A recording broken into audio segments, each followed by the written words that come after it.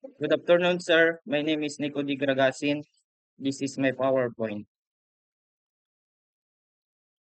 Mastering blade unlock Tralables template power.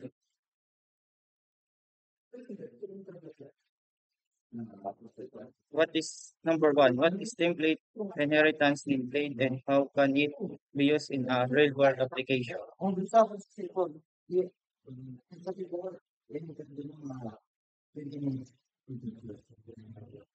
Brain's template inheritance. Template inheritance is a elegant solution for creating reusable layout. Define a base template once them extend it across multiple views. This is stable parent-child relationship, releasing design elements, and reducing code duplication. This approach promotes consistency and makes global design change effortless as you only need to modify the base template. Number two, sir, how can how can blade a section and YAL utilize to manage content in different views? Section in YAL. Your content placeholder. Understanding section. Directive define blocks or content in your child views. These blocks are then pushed into the parent template.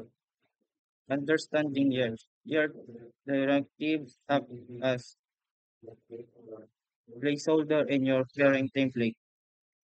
Where section content should be inserted. When blade readers a child view, it look for section matching the year names and inject the corresponding content. Number three, sir. How do we control structure make your code more readable compared to raw PHP? Read control structures versus raw PHP. Read simplified PHP need control structure. F for each, etc. Into into clearer, more reliable directives. This significantly reduce the clutter of opening and closing PHP tags in your views, leading to much tighter code base. Example, extend extend of PHP condition that you use condition. Benefits, improve readability, especially for developers less familiar with raw PH template. Number four, sir. What is purpose of syntax in Blade and why is it important for security?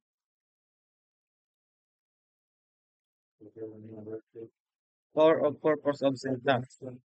The double current brace syntax is Blade primary method for printing data within your templates. Beyond more outputs, its crucial feature is automatic HTML entity encoding. This automatic escaping is a vital security measure. It prevents characters like dot, and include their HTML safe equivalents, prevent them from being interpreted as actual HTML or security code. Number five, sir. How can blades, components, and slots be used to create reusable UI elements? K takes way. Okay, takes ways and next step. Template inheritance. Streamline layout with reusable parent-child view relationship for constants. Section and yields. Dynamical injected specific content into defined areas within your layouts. Automatic escaping. Garage syntax for automatical XSS protection when displaying data. Clean syntax. Use blades to enhance control structure for readable and maintainable templates. Ganun na, sir.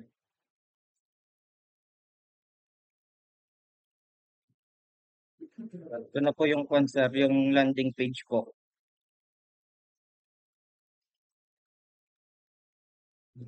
Yay, yay, yay! Contact, takas, portal, enroll now. Na po, sir, all goods na, all goods. All goods in the hood. Gang, gang.